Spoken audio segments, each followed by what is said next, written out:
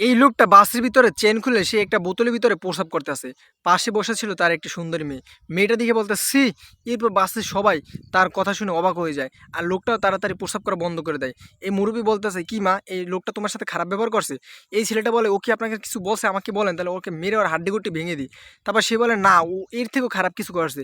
এবার অন্য একটা মেয়ে বলতেছে, "কি করছে?" সে বলতেছে যে, "ও প্রসাব করছে।" বলে, "ছি! বলেন কি? এই জায়গায় প্রসাব করছে?" তারপর এই লোকটা বলতেছে, "আপনার কি কোনো কমন সেন্স নাই? বাসের ভিতরে কেউ প্রসাব করে?"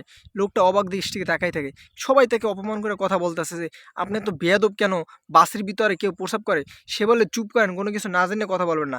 এর ভিতরে অন্য একটা লোক আইসা একটা হুইল চেয়ারের মতো তাকে দিয়ে যায়। বলে যে, "ভাগ্যিস গাড়িটা এই জায়গায় দাঁড়াইছে, আর নাহলে তো এটা দিতে পারতাম না ভাই। এই নেন আপনার মানে সাপোর্টার।" এরপর লোকটা বলতেছে, "ভাই আপনি কি প্রতিবন্ধী?" সে বলে, "হ্যাঁ ভাই, আমি প্রতিবন্ধী। সাপোর্ট ছাড়া চলাচল করতে পারি না।" তারপর এই মহিলা বলতেছে, "আপনি তো কারো কাছে বলতেও পারতেন।" সে বলে যে, "আমি কিছুক্ষণ আগে এই ম্যাডামকে বলছিলাম, ম্যাডাম আমাকে একটু বাইরে নিয়ে যাবেন, আমার অনেক প্রস্রাবের চাপ আসছে। কিন্তু সে আমাকে অনেক অবহেলা করে বলছে, 'তোর মতো প্রতিবন্ধীকে আমি হেল্প করবো? ছিঃ! আমার সামনে থেকে সর।'" এরপর এই লোকটা বলতেছে, "লজ্জা তো তোর হওয়ার কথা। তুই ওকে কেন হেল্প করো নাই? সে অনেক প্রতিবন্ধী, তুই জানো না? তোর